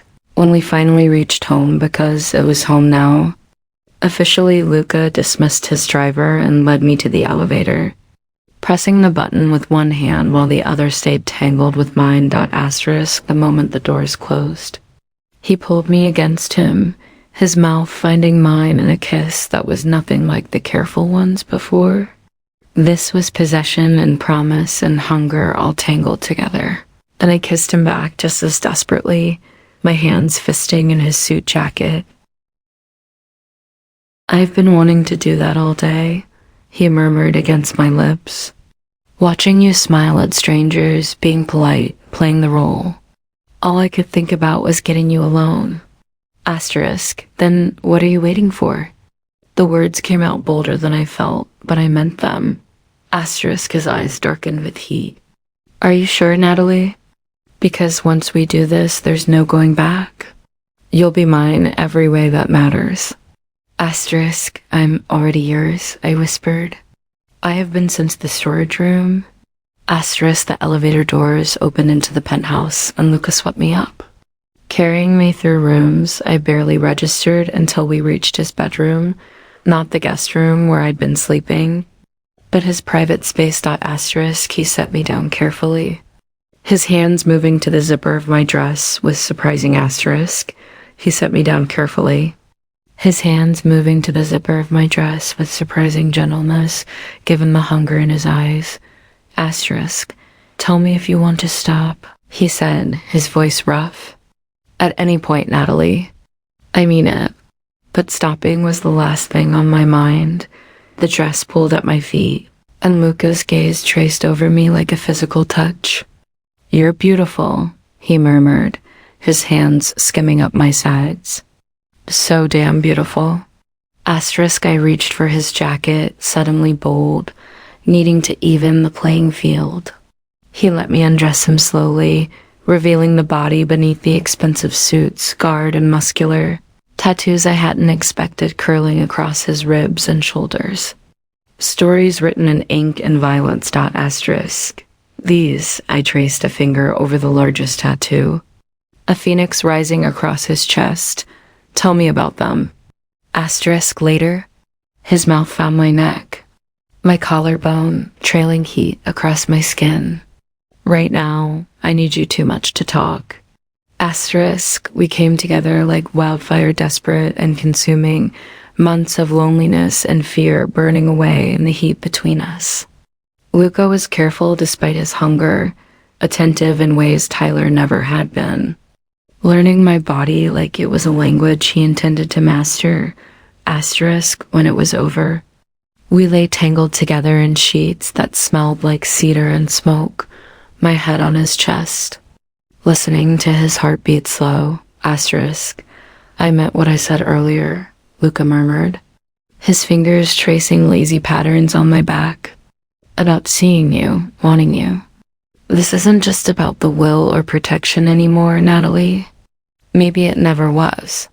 Asterisk, I propped myself up on my elbow, studying his face softer now, vulnerable in the aftermath. Then what is it about? Asterisk, building something real. Something mine that no one can take away. His hand cupped my cheek. I've spent 12 years surviving, protecting what's left of my family, playing games with people who would kill me if I showed weakness. But with you, I don't have to pretend. I can just be Luca, not the boss, not the heir, just a man who's been alone too long. Asterisk, tears burn my eyes. I don't want to just be a transaction. Asterisk, you're not. You're my wife, my partner, the woman I chose because I couldn't imagine anyone else standing beside me. He pulled me down for a kiss, soft and sweet. And tomorrow, I'm going to prove it to you. Again and again, until you believe it. I believe it now, I whispered against his lips. We made love again. Slower this time, learning each other, and when I finally fell asleep in his arms, I felt something I hadn't felt in years safe. Asterisk. The next week was a dream wrapped in danger. Asterisk, Luca worked from home when he could, and I watched him transform from the gentle man who made me coffee to the cold, commanding boss who gave orders that people jumped to obey. He never let that side touch me, though. With me, he was patient, affectionate, surprisingly playful. Asterisk, Elena came by almost daily, continuing my education in the world I'd married into. Names and territories, unwritten rules, and subtle power plays. The language of a culture I was still learning. Asterisk. The gala is tomorrow, she said Wednesday afternoon. Watching me try on the dress she'd help me choose. Are you ready? Asterisk, I stared at my reflection. The gown was midnight blue, elegant and understated, the kind of dress that whispered wealth instead of shouting it. With my hair pinned up and the diamond necklace Luca had given me this morning, an anniversary gift, he'd called it. Though we'd only been married 5 days, I looked like I belonged, but I didn't feel like I belonged. What if I say something wrong? I asked. What if I embarrass him? Asterisk, you won't, and if you do, Luca won't care. Elena adjusted the necklace, her expression serious. Just remember, you're a Moretti now. That name carries weight. Use it. Asterisk, that night, Luca found me on the balcony, staring out at Boston's lights. He wrapped his arms around me from behind, his chin resting on my shoulder. Asterisk, nervous about tomorrow? Asterisk, terrified. Asterisk, good. Fear keeps you sharp. He pressed a kiss to my neck. But remember, Natalie, you're not going into this alone. I'll be right beside you. And anyone who disrespects you answers to me? Asterisk, Elena said the Calabrese family will be there. That they're dangerous. Asterisk, they are. But so am I. His arms tightened. I won't let anything happen to you. I promise. Asterisk, I turned in his embrace, studying his face in the dim light. Do you ever regret this? Choosing me? Asterisk, never. No hesitation. You're the best decision I've ever made, Natalie. Even if you drive me insane worrying about you. Asterisk, I can take care of myself. Asterisk, I know. But you shouldn't have to. Not anymore. He kissed me, soft and sweet. Come inside. It's cold. Asterisk, we went to bed early, wrapped around each other. And I tried not to think about the gala, about meeting the families, about everything that could go wrong. The Museum of Fine Arts was transformed. White lights wrapped every column, and ice sculptures dotted the galleries. Boston's elite mingled in designer gowns and tuxedos, champagne flowing freely, while string quartets played in the background. Asterisk, I stepped out of the car on Luca's arm, the November cold biting through my wrap, and immediately felt every eye turn toward us. Asterisk, breathe, Luca murmured, his hand warm on my back. You look stunning. They're all jealous. Asterisk, Elena appeared at my other side, resplendent in red, flanked by two men I recognized as Luca's cousins. Ready? I nodded, not trusting my voice. We moved through the crowd like water. Luca introducing me to faces that blurred together, old men with calculating eyes. Younger men trying to size up whether I was a weakness. Women who studied me like I was a puzzle they needed to solve. Asterisk, Mrs. Moretti. A voice cut through the chatter, cold and amused. How lovely to finally meet you. Asterisk, I turned to find a man in his 40s, handsome in a sharp, predatory way, with steel gray eyes and a smile that didn't reach them. Behind him stood several others, watching with barely concealed hostility. Asterisk, Natalie. This is Vincent Calabrese, Luca said, his voice carefully neutral. From Providence. Asterisk, the Calabrese family. The ones Elena had warned me about. Asterisk, Mr. Calabrese. I offered my hand, keeping my voice steady. Pleasure. Asterisk, he took it, holding on just a beat too long. The pleasure is mine. I must admit, I was surprised to hear about Luca's marriage. Very sudden.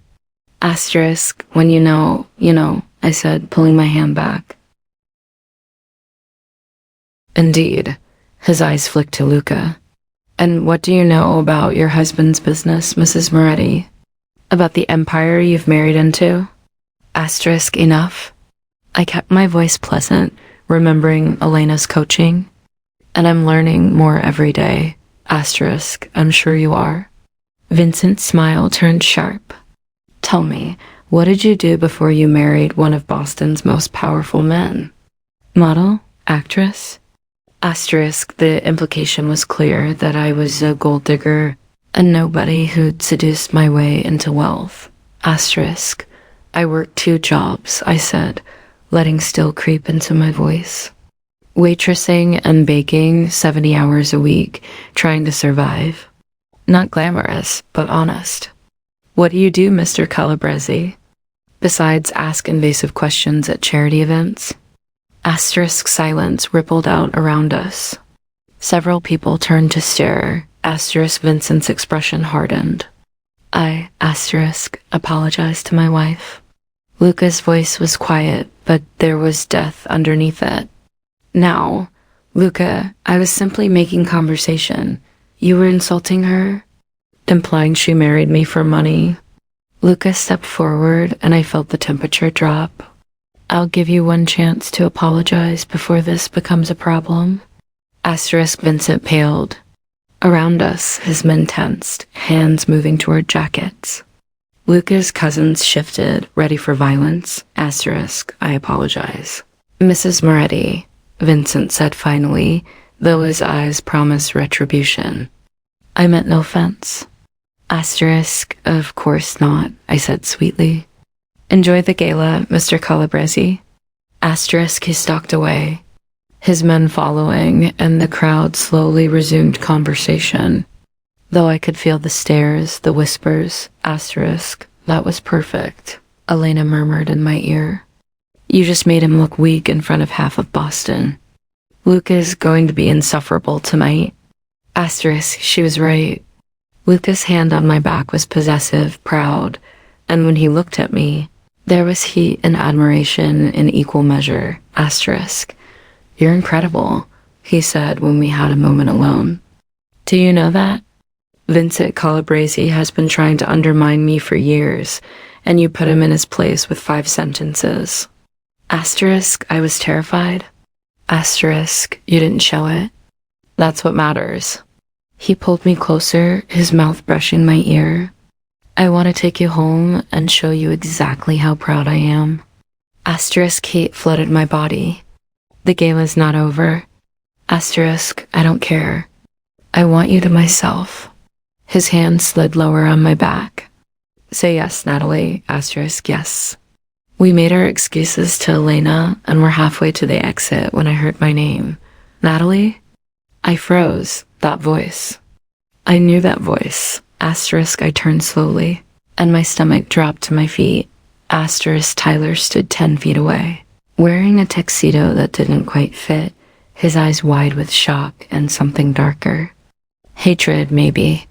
Or envy. Asterisk, what are you doing here? The words came out strangled. Asterisk, I work security. His gaze raked over me, taking in the designer gown, the diamonds, Luca's possessive hand on my back. What are you doing here? Last I checked, you were slinging coffee and living in a roach motel. Asterisk, Luca's entire body went rigid. Who the hell are you? Asterisk, Tyler Warren. He smiled, ugly and mean. Natalie's ex-boyfriend. The one she was too pathetic to keep around. Though I see she's upgraded her situation. His eyes narrowed. Tell me not, how much did you have to put out to land someone this rich? Or did you lie about being pregnant? That seems like your style. Asterisk, the words hit like physical blows, every insecurity I'd ever had about this marriage rising up to choke me. Asterisk, that's enough. Luca's voice was ice. You have 10 seconds to leave this building before I have you removed. Permanently. Asterisk, Tyler laughed. Removed? By who? Your rent-a-cops? I'm security here, buddy. I belong. She's the one who doesn't. Asterisk, Luca moved so fast I barely saw it. One moment he was beside me. The next he had Tyler pinned against a marble column, one hand around his throat. His expression promising death. Asterisk, let me make something very clear, Luca said softly, though his voice carried. Everyone nearby had stopped to watch. That woman is my wife, which makes her one of the most protected people in the city. You speak to her, you look at her, you even think about her wrong, and I'll make sure you disappear. Understood? Asterisk, Tyler's face was turning red. You can't. Asterisk, I can. I will. Luca leaned in closer. Now apologize to my wife, or I'll crush your windpipe right here and call it an accident. I'm sorry, Tyler gasped out, louder. Asterisk, I'm sorry, Natalie. Asterisk, Luca released him, and Tyler stumbled back, gasping. 2 security guards appeared, real ones, not museum staff, and dragged him toward the exit without a word. Asterisk, the crowd was silent. Staring. Asterisk, Luca turned back to me, his expression shifting from cold fury to concern. Are you all right? Asterisk, I nodded, not trusting my voice, suddenly aware that everyone was watching. That I'd just been humiliated in front of Boston's elite. That Tyler's words, she's the one who doesn't belong, echoed everything I'd been afraid of. Asterisk, let's go home, Luca said gently, wrapping his arm around me. We're done here. Asterisk, Elena appeared, fury written across her face. I'll handle the gossip. You take care of her. Asterisk, the ride home was silent. Luca held my hand, his thumb tracing circles on my palm, but he didn't push me to talk. When we reached the penthouse, he guided me to the couch, poured me whiskey I didn't want, and sat beside me. Talk to me, he said finally. He's right. The words tumbled out before I could stop them. I don't belong here. I'm a waitress playing dress up, and everyone knows it. Tyler saw it, Vincent saw it, the whole room saw it. Asterisk, stop. Luca gripped my chin, forcing me to meet his eyes. You belong here because I chose you. Because you're my wife. Because you stood up to Vincent Calabrese with more grace and strength than most of those people could manage. Tyler is a bitter, small man who can't stand that you've moved on. His opinion means nothing, asterisk, but what if he's right? What if I'm not strong enough for this world? Asterisk, you are. You proved it tonight. He pulled me against him, his arms wrapping around me. But I understand why it doesn't feel that way. So let me prove it to you. Asterisk, how? Asterisk, tomorrow, I'm taking you somewhere. Somewhere that matters to me. And I'm going to show you exactly why I chose you, Natalie Moretti. Why you're not just enough, you're everything. Asterisk, I curled into him, letting his warmth seep into the cold places Tyler's words had opened. Promise? Asterisk, I promise. He pressed a kiss to my hair. Now come to bed. Let me hold you. Let me remind you that you're mine, and I don't make mistakes. Asterisk, that night, he made love to me with a tenderness that brought tears to my eyes, whispering promises against my skin, showing me with touch what words couldn't convey. Asterisk, and when I finally fell asleep, wrapped in his arms, I let myself believe that maybe, just maybe, I really did belong. Asterisk, Luca woke me at dawn, pressing coffee into my hands and telling me to dress warm. We were going somewhere, he said, somewhere important. An hour later, we pulled up to a cemetery in South Boston. Luca? I looked at him, confused. Asterisk, trust me. He helped me out of the car, his hand finding mine, and led me through rows of headstones until we stopped at 2 matching granite markers. Asterisk, Antonio Moretti and Isabella Moretti. His parents. Asterisk, I haven't brought anyone here, Luca said quietly, staring at the stones. Not in 12 years. Elena comes sometimes, but I couldn't. It felt like admitting they were really gone. I squeezed his hand, not knowing what to say. My father was a hard man. Fair but hard. He taught me everything about the business, how to command respect, how to use violence strategically, how to protect what's yours. Luca's voice was distant, but my mother, she was the soft place. She taught me how to read, how to appreciate art, how to be human instead of just a weapon. She used to say that power without compassion was just brutality. Asterisk, she sounds wonderful. Asterisk, she was. He looked down at me, something vulnerable in his expression, and I failed her. When they died, I became exactly what she feared, brutal, cold, empty. I built walls so high nothing could touch me. I survived, but I stopped living. Luca, let me finish. His grip tightened. Then you walked into my life, wearing shoes held together with glue, refusing to break even when you had every reason to. And I saw someone who lost everything like I had, but who hadn't let it turn her cruel. Someone real, someone kind, someone who reminded me that being human isn't weakness. Asterisk, tears blurred my vision. You brought me here to tell me this. I brought you here because I want them to know you. Because if they were alive, my mother would love you. She'd love that you call me on my bullshit, that you stood up to Vincent Calabrese, that you make me laugh. He cupped my face, his thumbs brushing away tears I didn't realize were falling. And because I need you to understand, you're not a transaction, Natalie. You're not a convenience. You're the woman I chose because I couldn't imagine choosing anyone else. The woman I'm falling in love with. Asterisk, my breath caught. You, asterisk, I'm falling in love with you, he repeated, louder this time, certain. Maybe I have been since the storage room, when you looked at me like I was a person instead of a weapon. Maybe I'm already there, and I'm just too scared to admit it. But I needed you to know. Especially after last night, after Tyler's bullshit made you doubt.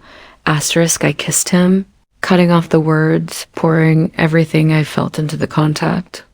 When we finally broke apart, we were both breathing hard. Asterisk, I'm falling in love with you too, I whispered. which is terrifying because this was supposed to be simple, asterisk, nothing about us is simple. He rested his forehead against mine. But that's okay. Simple is boring. I'll take complicated if it means I get to keep you. Asterisk, we stood there for a long moment, holding each other in a cemetery, surrounded by the dead, building something real from the ashes of our past. Asterisk, there's something else I need to tell you, Luca said finally, about the Calabrese family. Asterisk, dread settled in my stomach. What about them? Asterisk, Vincent's been trying to expand into Boston for years. Gambling, unions, construction, he wants everything. And my refusal to negotiate has made me a target. His jaw tightened. Getting married, showing stability, it was supposed to strengthen my position. But it also made you a target. I'm sorry, Natalie. I should have been more clear about the danger. Asterisk, I knew there was danger. You told me, asterisk, not like this. Vincent sees you as leverage, a weakness he can exploit. Luca's hands framed my face. I have increased security. You'll have guards whenever you leave the penthouse. I need you to be careful, to trust the protection I'm providing. Can you do that?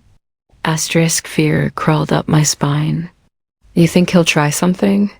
Asterisk, I think he's desperate, which makes him unpredictable. Luca pulled me closer. But I won't let anyone hurt you. I promise. You're mine to protect now. Asterisk, I'm not a possession, Luca. Asterisk, I know. But you are mine. And I protect what's mine with everything I have. He kissed my forehead. Let me keep you safe, Natalie, please. Asterisk, I nodded, though part of me wanted to argue that I could take care of myself. But this was his world, not mine. And if trusting his protection kept me alive, I'd swallow my pride. Asterisk, we left the cemetery hand in hand. And on the drive home, Luca made calls in rapid Italian, his expression hardening into the cold mask he wore when he was being the boss. Asterisk, when we reached the penthouse, Elena was waiting, her face pale. We have a problem, she said without preamble. The problem, it turned out, was significant. Asterisk, someone had leaked photos from the gala specifically. Photos of Tyler confronting me, of Luca with his hand around Tyler's throat, of my face twisted with humiliation. They were all over social media, gossip sites, local news. Mafia boss's new wife has shady past. One headline read, "Who is Natalie Foster? The waitress who married into crime." Declared another, asterisk, they dug up everything. My parents' accident, my dropped out status at BU, my jobs, my relationship with Tyler, every failure, every moment of weakness. Laid out for public consumption, asterisk, I stared at Elena's laptop. Feeling sick, asterisk, this is Vincent, Luca said flatly, reading over my shoulder. He's trying to make you look like a liability. Make my associates question my judgment, asterisk, he's succeeding. I pointed to a quote from an unnamed source. She's clearly using him for money. This marriage won't last 6 months. Asterisk, I don't care what they think. Luca's hand found my shoulder. But I care that you're hurt. And I care that Vincent crossed the line. Asterisk, what are you going to do? Elena asked carefully, asterisk, send a message. Luca's expression was cold. Make it clear that attacking my wife has consequences. Asterisk, Luca, no. I grabbed his arm. Don't start a war because of some tabloid articles. Asterisk, it's not about the articles. It's about respect. He turned to me, his eyes dark with fury. He humiliated you publicly, Natalie. Made you a target for every gossip columnist and rival family. If I don't respond, it signals weakness. And weakness gets people killed. Asterisk, then respond differently. Show them I'm not a liability, that I'm an asset. The idea was forming as I spoke. I wanted to be a journalist, right? Investigative reporting. What if I use that? Asterisk, what do you mean? Asterisk, I pulled out my phone, opening social media. What if I controlled the narrative? Told my story myself instead of letting them tell it for me. Show them I'm not some helpless waitress. I'm a woman who survived, who's building something new. Make them see me as a person, not a pawn. Asterisk Lena's eyes lit up. That's brilliant. A blog, maybe? Or interviews. Control the message. Vincent won't like it, Luca warned. Good. I met his gaze, feeling something fierce bloom in my chest. Let him watch me refuse to be a victim. Let him see that marrying you didn't make me weak, it made me stronger. Asterisk Luca stared at me for a long moment, then a slow smile spread across his face. My mother would have loved you, he said softly. Absolutely loved you. That afternoon, I started writing. I told my story losing my parents, dropping out of school, working myself to exhaustion, Tyler's betrayal. But I also told the truth, that I'd survived, that I'd kept going. That meeting, Luca had given me the chance to rebuild. Asterisk, I didn't mention his business or the families. Just the man himself, brilliant, complicated, surprisingly kind. And I made it clear, our marriage was real, our feelings were real, and anyone who thought otherwise didn't know us at all. Asterisk Elena helped me set up a blog, clean and professional. Luca read every word before I published it, his expression shifting from concern to pride. Asterisk, are you sure? He asked, once this is public, you can't take it back. Asterisk, I'm sure. I'm tired of being afraid. I hit publish, watching the post go live. Let them see who I really am. Asterisk, within hours, the response was overwhelming. Supportive comments flooded in, shares multiplied, and suddenly the narrative shifted. I wasn't a gold digger, I was a survivor. I wasn't a liability, I was a woman taking control of her story. Asterisk, by evening, I had interview requests from 3 major outlets. Asterisk, you're a natural, Elena said, scrolling through the comments. People love authenticity, and you just gave them a masterclass in it. Asterisk Luca wrapped his arms around me from behind, pulling me against his chest. I'm so proud of you, he murmured. And so completely in love with you? Asterisk, the words settled over me like a benediction. Say that again. Asterisk, I'm in love with you, Natalie Moretti. He turned me around, his hands framing my face. Completely, irrevocably, probably against my better judgment, in love with you. Asterisk, I love you too, I whispered. So much it scares me. Asterisk, good. Fear keeps us sharp. He kissed me, soft and sweet. Now come to bed.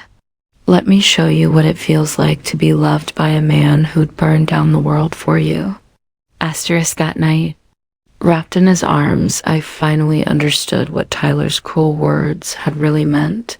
Asterisk, who would ever marry you? Asterisk, someone extraordinary. Someone who saw past the broken pieces to the strength underneath. Someone who loved me not despite my past, but because of how I'd survived it. Asterisk, I'd married the kind of man who brought me to his parents. Grave to prove I mattered. Asterisk, and I'd never let anyone make me doubt that again. The coastal breeze carried the scent of salt and roses through open balcony doors as I stood in front of the mirror, one hand resting on my growing belly. 6 months pregnant, and I still couldn't quite believe it was real, this life, this happiness. This beautiful impossibility that had started in a storage room with a question I'd been terrified to answer. Asterisk, you're thinking too loud, Luca said from the doorway, crossing the room to wrap his arms around me from behind. His hands covered mine on my stomach, our wedding bands catching the morning light. What's going on in that brilliant mind? Asterisk, just remembering, I said softly. 2 years ago, I was wearing shoes held together with glue. Now I'm standing in our home in Marblehead, pregnant with your daughter, about to celebrate our 2nd anniversary. It feels like someone else's life. Asterisk, it's your life, ours. He pressed a kiss to my neck. You built this just as much as I did, Natalie. More even. You changed everything. Asterisk, he wasn't wrong. The past 2 years had been a whirlwind of transformation for both of us. Asterisk, I'd gone back to school, finished my journalism degree at BU, and launched an investigative blog that had gained national attention for exposing corruption in Boston's construction industry. Ironically, my connection to Luca had given me access to stories other journalists couldn't touch, and my commitment to truth had earned respect even from people who hated my husband's business. Asterisk, Luca had changed too. His empire had expanded, but he'd also legitimized significant portions of it: real estate development, tech investments, philanthropic foundations. He was still dangerous, still commanded absolute respect. But he'd softened in ways his associates found baffling and Elena found hilarious. Asterisk. She'd approve. You know, I said, meeting his eyes in the mirror. Your mother. Of who you've become. Asterisk, his expression shifted, vulnerable in the way it only was with me. I hope so. She always said power without purpose was wasted. And you, he turned me around gently, his hands cupping my face. You gave me purpose. You made me want to build something that lasts, something our daughter can be proud of. Asterisk, tears blurred my vision. Hormones, probably, but also gratitude for this impossible man who'd offered me salvation and delivered love. Asterisk, I'm proud of you. I whispered, every day. Asterisk, and I'm so in love with you, it still catches me off guard sometimes. He kissed me softly. Come on, Elena's probably already at the restaurant, and you know how she gets when we're late. Asterisk, the anniversary dinner was at a private restaurant overlooking the harbor, the same waters I'd stared at 2 years ago, making a decision that had changed everything. Elena was indeed waiting, radiant and happy, flanked by her new boyfriend, who Luca had thoroughly investigated and grudgingly approved. Asterisk. There's the glowing couple, Elena said, pulling me into a careful hug. How's my niece? Asterisk, active. She kicks every time Luca talks to her. I settled into my seat, Luca's hand immediately finding mine under the table. Asterisk. That's because she already knows her father's voice. Elena said, she's going to be a daddy's girl. I'm calling it now. Asterisk, good, good, Luca said firmly. I'll spoil her absolutely rotten. Asterisk, you'll spoil her responsibly, I corrected. We agreed. Asterisk, I agreed to nothing. I smiled and nodded while you talked. His expression was pure mischief. There's a difference. Asterisk, Elena laughed. God, Natalie, what have you done to my brother? He used to be terrifying. Now he's making dad jokes before the baby's even born. Asterisk, she domesticated him, her boyfriend offered, then blanched when Luca turned that dark gaze on him. I mean, respectfully domesticated. Asterisk, relax, Marcus. Luca's mouth twitched. You're right. She did, and I couldn't be happier about it. Asterisk, dinner was perfect, good food, better company, laughter that came easily. Halfway through, Luca stood, tapping his glass to get our attention. Asterisk, 2 years ago tonight, he said, his voice carrying, I married the woman who changed my life. I expected a transaction. I got a partner, a best friend, and the love of my life. I expected convenience. I got someone who challenges me daily, who makes me want to be better, who sees past the monster everyone else expects and finds the man underneath. He turned to me, his expression soft. Natalie Moretti, you are the best decision I ever made. And every day I get to wake up beside you is a gift I'll never take for granted. I love you, always. Asterisk, I was openly crying now, hormones and love and overwhelming gratitude tangling together. I love you too. So much. He kissed me, soft and sweet, and Elena Wolf whistled while Marcus applauded.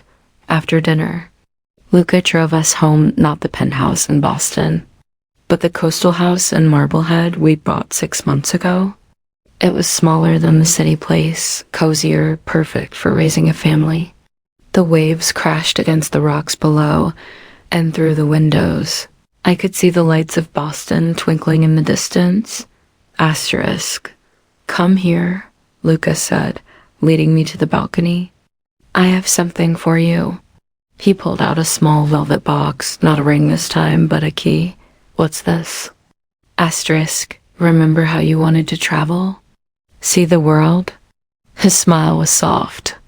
"After our daughter is born and you're ready, I've arranged for us to take 6 months. Paris, Rome, Tokyo, anywhere you want to go. We'll hire nannies, bring Elena if you want, make it an adventure.